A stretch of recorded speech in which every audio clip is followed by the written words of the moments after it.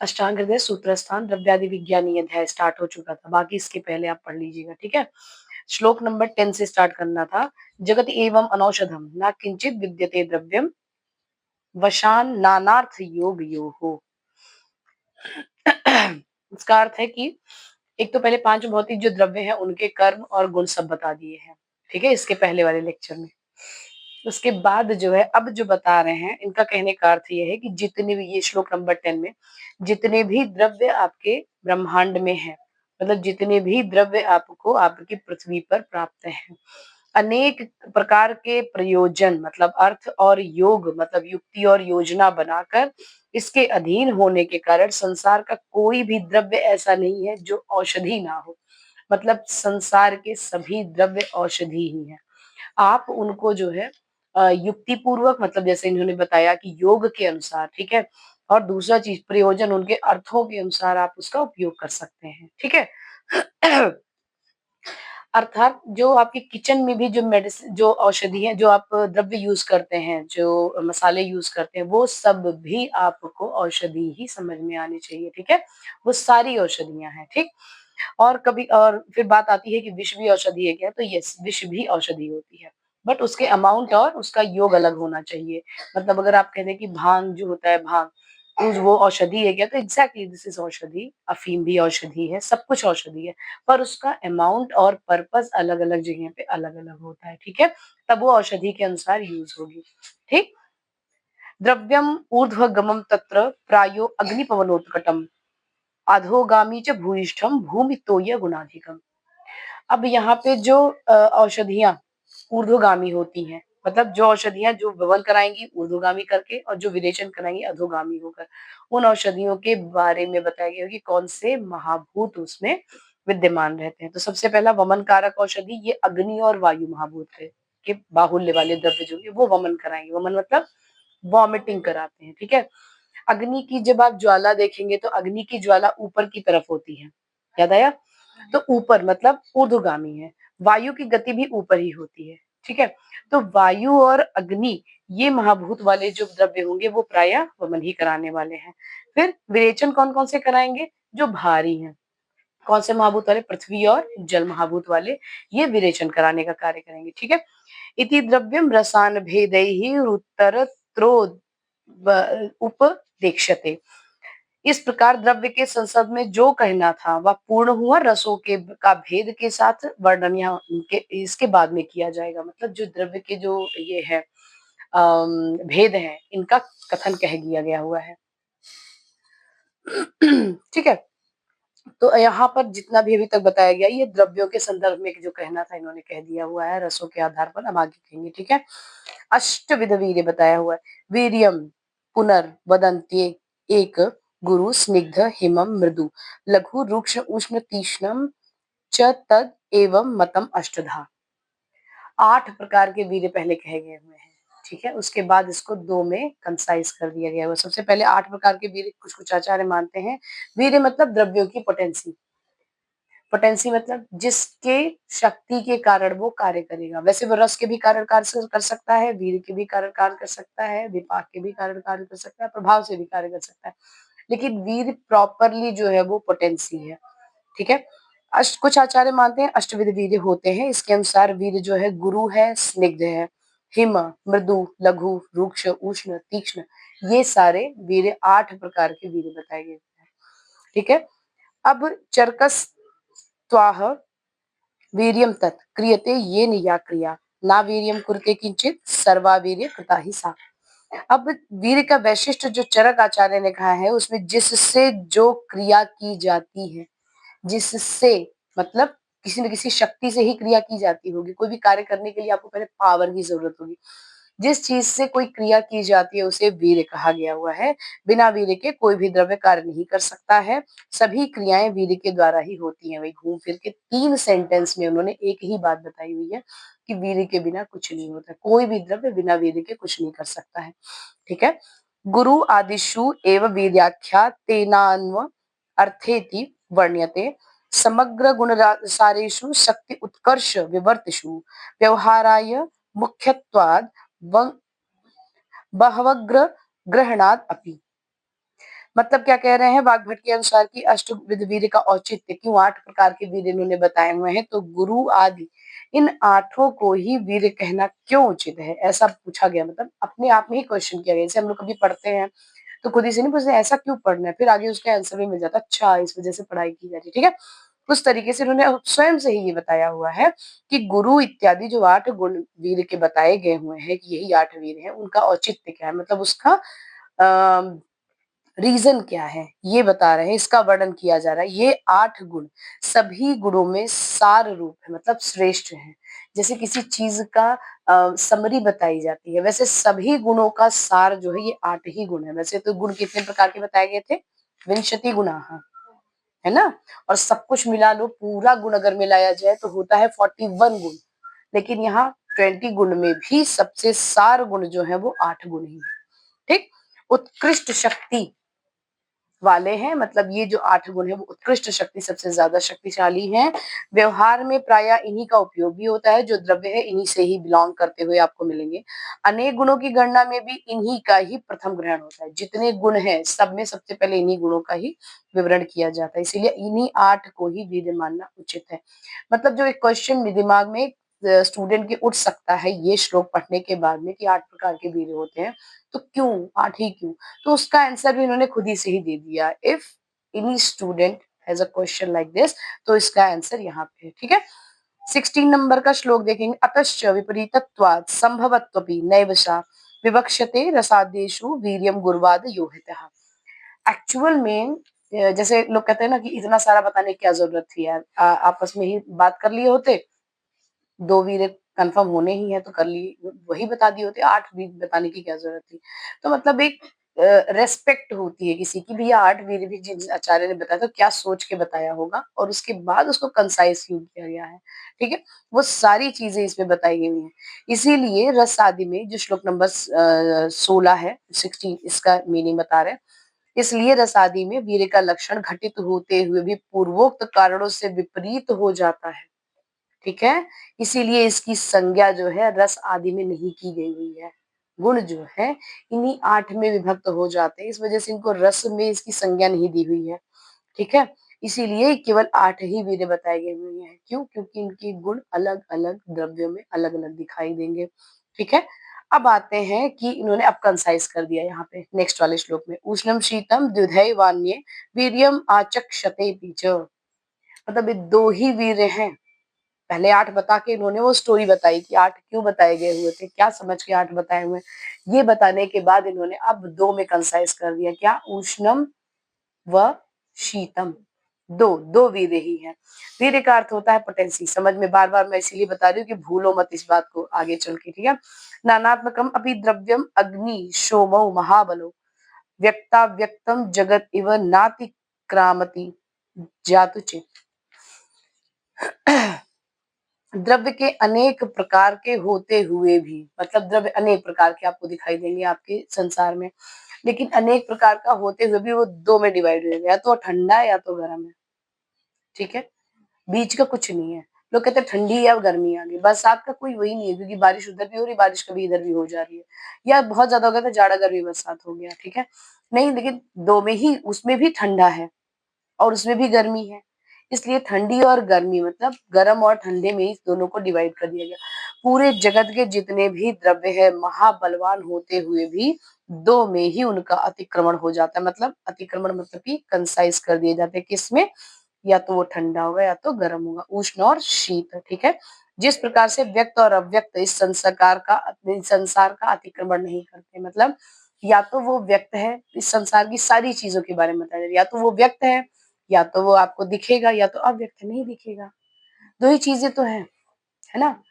या तो लोग कहते हैं ना कि बहुत टेंशन हो रही है, एग्जाम या तो फेल हो गया तो पास हो गया, बीच का कुछ थोड़ी होना है, 2 ही चीज तो है उसमें, या तो इधर या तो उधर।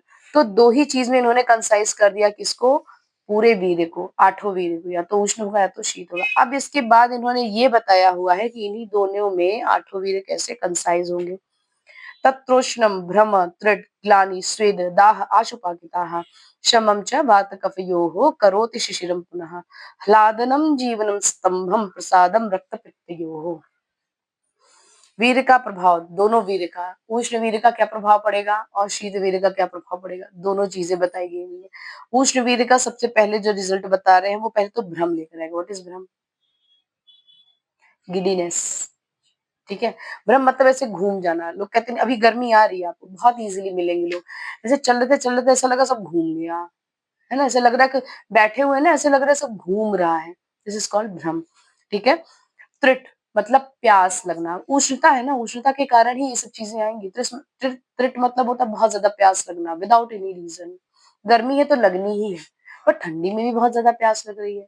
दिस इज द उष्ण वीर्य, या कह लीजिए कि उष्णता की बढ़ोतरी अगर हो गई है तो।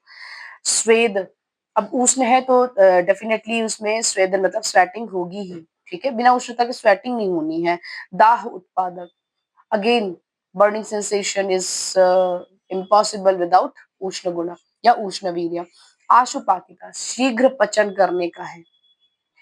वैसे आशुपाकिता जो है वो आपको इंजरी से रिलेटेड लगेगा कि पाक हो रहा है मतलब इंजरी होगी, या कहीं पे पाक बहुत जल्दी पचन कर देता है, ऐसा भी समझ सकते हैं। किसी भी चीज के पचन के लिए उष्ण गुण जरूरी होता है, तो वहां पे बहुत जल्दी पचन करेगा वो। ठीक है, ये उष्ण वीर्यात्मक होता है। ठीक है, और वात कफ शमन,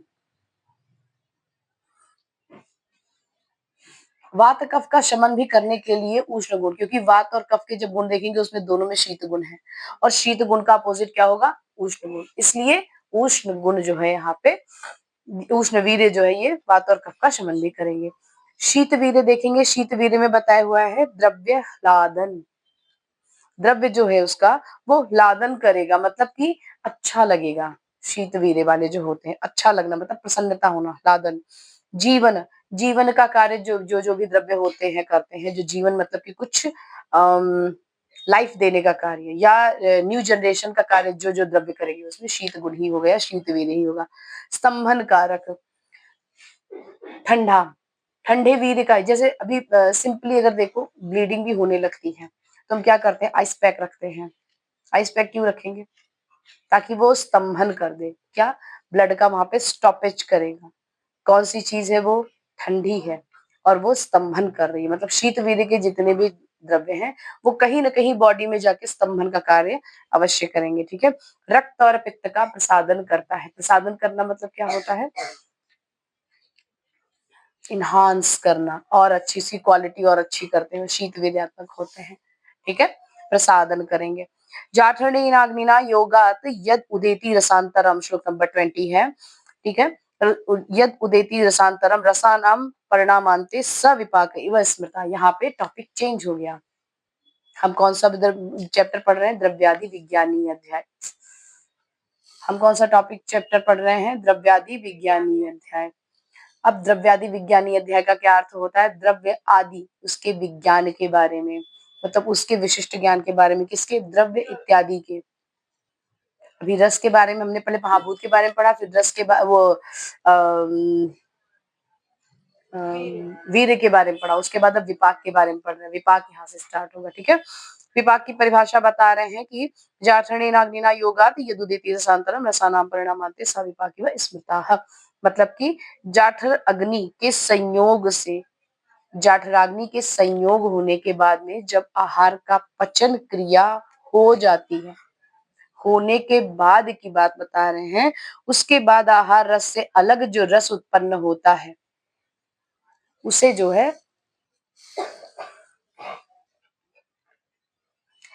आहार रस से जो अलग रस उत्पन्न होगा, मतलब कि जाठराग्नि आहार से मिली, आहार से मिलने के बाद में आहार रस बना और उसके बाद उसका पचन हुआ, पचन के पश्चात में एक और रस निकल के आता है। ठीक है, तब उसे विपाक कहते हैं। मतलब this is the post digestion, जो रस निकल के आएगा। पहले तो 6 रस का हमने खाया ही खाना, उसके बाद उसका पचन हुआ, अब उसके बाद पोस्ट डाइजेशन में 3 रस निकल के आते हैं। भी बताएंगे, स्वादु पटुश्च मधुरम अम्ल अम्ल अम्लोम्लम पच्यते रसः, तिक्तोष्ण कषायाणाम विपाकः प्रायशः कटुः। किन किन रसों का क्या क्या विपाक होगा? 3 विपाक है। ठीक है,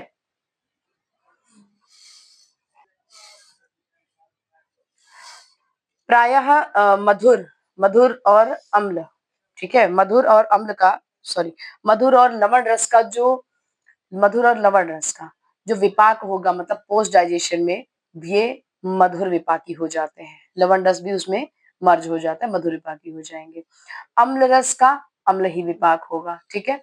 अब बचे 3, कटु, तिक्त और कषाय। इनका कटु विपाक होता है, मतलब विपाक कितने हुए? 3, मधुर, अम्ल और कटु, ठीक है। विपाक क्या है? पोस्ट डाइजेशन, ठीक। पोस्ट डाइजेशन जो रस निकल के आता है। रसई रसई रसई रसो तुल्य फलस तत्र द्रव्यम शुभाशुभम। त्रिविध विपाक या 3 प्रकार के विपाक रसों के समान शुभ और अशुभ फल देते हैं। जैसे रस जिस तरीके से उसके लक्षण है द्रव्यों के, सारे द्रव्य मधुर रस के कुछ लक्षण होंगे और कुछ कार्य करेंगे, अम्ल रस के कुछ लक्षण है, कुछ कार्य करेंगे, लवण रस के कुछ लक्षण है, कुछ कार्य करेंगे। लेक्चर हो चुका है इसका, ठीक है। विपाक का भी वैसे ही है। मधुर रस के जो गुण है वही मधुर विपाक का होगा, अम्ल रस के गुण है वही मधुर अम्ल विपाक का होगा, और कटु रस के जो है वही सब कटु विपाक के ही होंगे, ठीक। समझ में आ गया? किंचित रसेन कुरुते कर्म कृपाकेन चापरम गुणांतरेण वीर्येण प्रभावेन किंचित। अब द्रव्यों में कार्यकारी भाव बता रहे हैं। कोई द्रव्य रस से काम करेगा, कोई पाक से काम करेगा, कोई गुण से कार्य करेगा, कोई वीर से काम करेगा, कोई प्रभाव से कार्य करेगा, ठीक है। जैसे जब मेडिकल एस्ट्रोलॉजी की जो क्लास चलती है हमारी, उसमें लोग कहते हैं कि अच्छा मेरा जो है जो राशि अगर ये है तो मेरे ये गुण है, ऐसा तो नहीं लगता है मुझे। काफी ऐसे कमेंट आए हुए थे। तो जिस तरीके से कुंडली में एक ही चीज सब में रहती है, एक ही में, एक सब में जो है एक ही कुंडली में उसकी राशि अलग होगी, उसके योग अलग होंगे, उसके करण अलग होंगे, उसके पंचांग पूरे अलग अलग होते हैं, ठीक है। फिर ग्रह के इफेक्ट भी कुछ ही होंगे, तो उसमें क्या रहता है कि सबकी कुंडली में वही चीजें प्रोमिनेंट होगी, ऐसा कुछ फिक्स नहीं है। उसी तरीके से द्रव्य भी है। द्रव्य में रस भी है, द्रव्य में वीर भी है, द्रव्य में गुण भी है, द्रव्य में विभाग भी है, द्रव्य में प्रभाव भी है। लेकिन जरूरी नहीं है कि वो किस चीज से कार्य करेगा। क्या पता वो रस से प्रोमिनेंट हो, क्या पता वो प्रभाव से प्रोमिनेंट हो। अब जैसे आप ही की क्लास में 60 बच्चे हैं, अब 60 बच्चे को एक ही टीचर पढ़ा रहा है, मतलब अगर हमने पढ़ाया पदार्थ विज्ञान सबको एक तरीके से, तो जरूरी नहीं सबको वही आएगा। किसी को क्रिया शारीर अच्छे से आएगा, किसी को रचना शारीर अच्छे से आएगा, किसी को पदार्थ अच्छे से आएगा, है ना। पढ़ाया सबको सब जा रहा है। उसी तरीके से द्रव्य में होता है कि कोई द्रव्य रस से कार्य करेगा, कोई वीर्य से कार्य करेगा, कोई प्रभाव से कार्य करेगा, ठीक है। इस तरीके से अब ये पता कैसे चलेगा कौन किससे कार्य कर रहा है? तो द्रव्य गुण में हर एक द्रव्य के बारे में बताया हुआ है कि कौन सी चीजें इसमें प्रोमिनेंट रहेंगी, ठीक है। यद यद द्रव्ये रसादीनां बलवत्वेन वर्तते अभिभूयेतरांस्तत् कारणत्वं प्रपद्यते विरुद्ध गुण संयोगे भूय साल्पम ही जीयते। रस, गुण, वीर्य, विपाक और प्रभाव में से जो भी द्रव्य में बलवान रूप में रहेगा, वह अन्य दूसरे को अभिभूत करके, मतलब उसको दबा के अपना कार्य करना शुरू करता है, ठीक है। क्योंकि विरुद्ध गुण के संयोग होने पर जो बलवान होता है वो अल्प को जीत लेता है। अब जैसे कोई ग्रुप द्रव्य है वो प्रभाव से कार्य कर रहा है, प्रभाव से कार्य करने वाले कोई इसी एक द्रव्य का नाम बताओ, अभी कल ही बात हुई थी। कोई भी एक द्रव्य जो प्रभाव से कार्य करता हो। मदन फल सबसे सिंपल। मदन फल, मदन फल वामक है ना, वो अपने प्रभाव से कार्य करता है, ठीक है ना। उसमें रस मधुर मधुर है, तो मधुर मधुर उसका रस है, मधुर विपाक भी है। लेकिन मधुर और मधुर रस के अगर अगर वो अपने रसों से कार्य करता तो हर मधुर रस क्या वॉमिटिंग कराता है क्या? नहीं। तो मदन फल में क्या ऐसी चीज थी जो उसने वॉमिटिंग कराई? तो वो थी उसका प्रभाव, ठीक है। इस तरीके से ध्यान देना है, ठीक है। अब रसम विपाकस्तौ वीर्यम विप्रभावास्तानि अपोहति बल साम्य रसादीनाम अति नैसर्गिकम बलम। रस विपाक आदि में नैसर्गिक बल की समानता होने पर रस को विपाक, विपाक को वीर्य, वीर्य को प्रभाव पराभूत कर देता है। और मतलब क्या है इसका कि सबसे ज्यादा जो प्रभावशाली होगा, जैसे अगर सब में एक ही गुण है, ठीक है, तो उसमें सबसे प्रभावशाली गुण मतलब सबसे ज्यादा इफेक्ट किसका पड़ेगा? द्रव्य में सारी चीजें हैं, तो उसमें प्रभाव से जो अगर किसी में प्रभाव से कार्य करने की क्षमता है तो वो सबसे बलवान होगा। उसके बाद आता है वीर्य, उससे कम, मतलब उससे कम जो इफेक्ट करेगा वो वीर्य करेगा, उससे कम करेगा विपाक और उससे कम करेगा रस, ठीक है। रस का कम प्रभाव पड़ता है। अगर रस और वीर्य में देखा जाए तो रस और विपाक में देखा जाए तो विपाक सबसे बड़ा है, और विपाक और वीर्य में देखा जाए तो वीर्य सबसे बड़ा है, और वीर्य और प्रभाव में देखा जाए तो प्रभाव सबसे बड़ा है। मतलब सबसे बड़ा कौन हो गया? प्रभाव, ठीक है। प्रभाव की परिभाषा से अब नेक्स्ट लेक्चर में देखेंगे, ठीक है? अभी के लिए बस इतना ही और श्लोक नंबर 26 से, ठीक? Thank you.